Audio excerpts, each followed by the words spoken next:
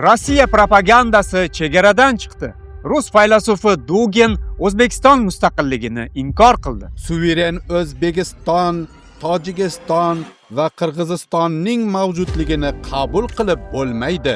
Dugin Markaziy Osiyo davlatlari suverenitetini rad etishdan oldin Solovyov urush bilan qo'rqitgan edi. Bu tasodif emas. Ta'sir doiramizdagi boshqa hududlarda ham maxsus harbiy amaliyot boshlashga nega haqqimiz bo'lmasin? Rossiyaning imperialistik ishtahasi ochilmoqda. Duginning bu gaplariga O'zbekiston qanday javob beradi? Dugin qilgan ishiga, gapirgan gapiga nisbatan mutanosib javobni oladi. Divanda yotib dunyo xaritasini qayta chizayotgan Solovyov va Dugin kabilarning ortida kim yoki qanday manfaat bor? Video davomida batafsil.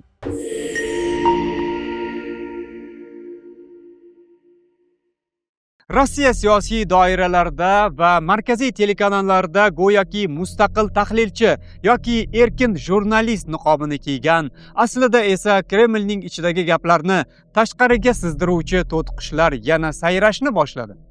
Bu galgi nishon Markaziy Osiyo, xususan O'zbekiston. Rus dunyosi mafkurachisi Aleksandr Dugin o'zining navbatdagi chiqishida O'zbekiston, Qozog'iston va boshqa qo'shni davlatlarning suverenitetini shunchaki inkor qildi. Uning mantiqsiz mantiqiga ko'ra, dunyo faqat 3 ta qutbdan iborat emish va bu qutblarning birida biz ixtiyoriy majburiy tarzda Rossiya siyosatida yashashimiz shart ekan. Duginning nazarida mustaqil davlatlar bu shunchaki xaritadagi chiziqlar xolos. U O'zbekistonni neytral Shvetsariya bo'lishiga yo'l qo'ymaslik kerakligini aytib, aslida Moskva uchun biz faqatgina bufer zona yoki poligon sifatida qiziq ekanimizni tan oldi. Suveren Armaniston, Gruziya, Ozarbayjon, Qozog'iston, suveren O'zbekiston, Tojikiston va Qirg'izistonning mavjudligini qabul qilib bo'lmaydi. Yangi voqelikda hech qanday suverenitetga o'rin yo'q.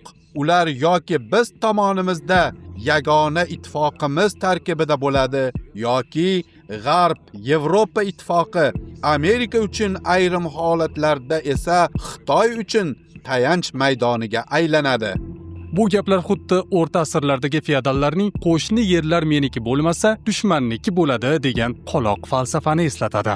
Agar Dugin falsafiy zamin tayyorlayotgan bo'lsa, Solovyov o'zining agressiv chiqishlari bilan ochiqdan ochiq qon to'kishga, Ukraina ssenariysini bizning mintaqamizda ham takrorlashga chaqirmoqda. Uning qaysi hududlar bizniki ekanini aniqlab olishimiz kerak degan gapi Rossiya propagandasining haqiqiy yuzini ko'rsatib qo'ydi. Ular uchun chegara tushunchasi yo'q, faqat ishtaha tushunchasi bor. Bizning maqsadimiz 3 qutbli dunyoda eng muhim kuch markazlaridan biriga aylanish, suveren, erkin, mustaqil va ulkan davlat bo'lish. Biz nazoratga olmagan barcha hududlar neytral bo'lib qolmaydi. Ya'ni tayanch va osoyishta Shvetsariyaga aylanmaydi. Aksincha, ular boshqa qutblarning, eng avvalo AQSh boshchiligidagi yanada majoroli qutbning tayanch nuqtasiga aylanadi. Dugindan qolishmaydigan yana bir propagandist Vladimir Solovyov esa masalaga yanada ijodiy yondashib, Ukraina ssenariysini Markaziy Osiyoda takrorlashni, ya'ni maxsus harbiy amaliyot o'tkazishni taklif qilgandi. Agar milliy xavfsizligimiz sababli Ukraina hududida maxsus harbiy amaliyot boshlash zarur bo'lsa, xuddi shu asoslar bilan ta'sir doiramizdagi boshqa hududlarda ham maxsus harbiy amaliyot boshlashga nega haqqimiz bo'lmasin? Balki biz milliy doktrinamizni shakllantirib, aniq qilib, qaysi hududlar bizning ta'sir doiramizga kirishini ochiq e'lon qilishimiz kerakdir. Shunda hammasi ravshan bo'ladi. Rossiya tashqi ishlar vaziri vakili Mariya Zakharova buni divanda yotgan tahlilchining shaxsiy fikri deb hazm qilishimizni so'radi. Biroq savol tug'iladi, agar bu divan Kremlning shundoq biqinida turgan bo'lsa, undagi tahlilchi esa bu gaplarni Rossiya nomidan ommaviy axborot vositasi jonli efirda hech ikkilanmasdan gapirayotgan bo'lsa, buni qanday qilib shaxsiy fikr deb atash mumkin?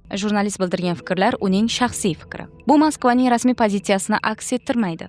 Uning fikri aslida savol shaklida bayon qilingan. Bu bayonot emas, balki savoldir. Bundan tashqari bu jumlalar tahlilchilar tomonidan provokatsion tarzda talqin qilinayotgani yaqqol ayon. Bunday manipulyatsiyalar bilan shug'ullanishga shunchaki yo'l qo'yib bo'lmaydi. Bu iboralar divan tahlilchilari tomonidan ochiqdan ochiq provokatsion ko'rinishda deyarli Rossiyaning rasmiy pozitsiyasi sifatida taqdim etilgan. Yana bir bor ta'kidlamoqchimanki, rasmiy nuqtai nazar vakolatli mansabdor shaxslar tomonidan bildiriladi. Divanda yotib dunyo xaritasini qayta chizayotgan Solovyov va Dugin kabi qo'shtirnoq ichidagi qahramonlar tushunishi kerak bo'lgan bitta haqiqat bor. O'zbekiston bu 1990-yillardagi sarson davlat emas. Bugun Markaziy Osiyo o'z manfaatlariga ega va kimningdir soyasida jon saqlash ishtiyoqi bilan yashamaydi. Assalomu alaykum. Aleksandr Duginning fikrlari yuzasidan harakatimiz a'zolari tomonidan ko'plab e'tirozlar bildirilyapti, ko'plab murojaatlar bo'layapti. Bir narsani aytishimiz mumkinki, qisqa vaqt ichida bu Dugin qilgan ishiga, gapirgan gapiga nisbatan mutanosib javobni oladi. Biz buni chorasini ko'ramiz. O'zbekistonni biz himoya qila olamiz. Hamma bilib qo'yish kerak. Barcha O'zbekistonning suvereniteti haqida bir shubha bildirilayotgan har bir kuch yoki har bir shaxs aniq bilish kerak. Biz O'zbekistonni himoya qila olamiz. O'zbekistonni tanlagan yo'lidan qaytarishga hech kimning qo'lidan kelmaydi. Bobur Bekmurodov ta'kidlaganidek, O'zbekiston o'z tanlagan yo'lidan qaytmaydi, ammo bu yo'lda daxlsizligimizni saqlash uchun bizga Kusherbayev aytganidek, yagona musht bo'lib birlashish zarur. Zero Dugin kabi geopolitik qaroqchilar faqat kuch bilan, faqat birlashgan mintaqa irodasi bilan hisoblashishga majbur. Bu vaziyatda demak tarixda yo'l qo'yilgan xato bor.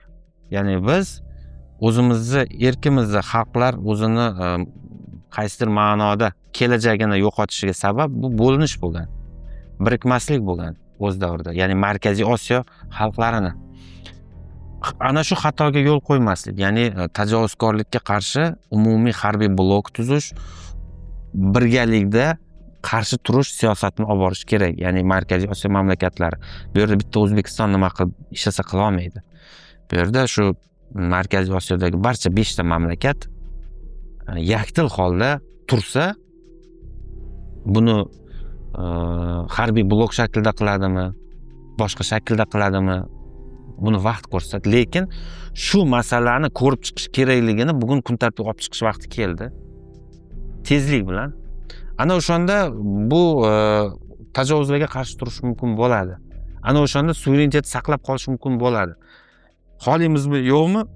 Yana bir bor dunyoda aql, chiroyli gap diplomatiyadan ko'ra harbiy kuch o'zini so'zini aytyapti. Harbiy kuch ko'p narsani belgilab beryapti.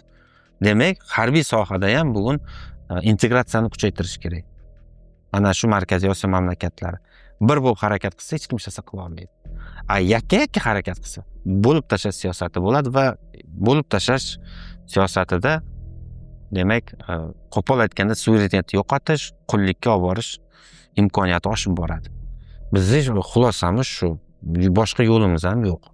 Rossiya propagandasining quturishi kuchdan emas, balki qo'rquvdan. Markaziy Osiyo endi bo'ysunadigan makon emas, balki o'z manfaatini himoya qiladigan mintaqa ekanini anglash ularga og'ir kechmoqda. Shuning uchun ham ular xaritalarni divanda yotib qayta chizmoqda, tahdid bilan gapirmoqda. Bitta haqiqat o'zgarmaydi. O'zbekiston suvereniteti savdolashilmaydi. Mustaqilligi falsafiy bahs predmeti emas. Biz birlashgan holda qat'iy tursak, Dugin kabi geopolitik qaroqchilar faqat shuni tushunadi. Bu yerda ularning ishtahasi emas, xalq irodasi hukmron.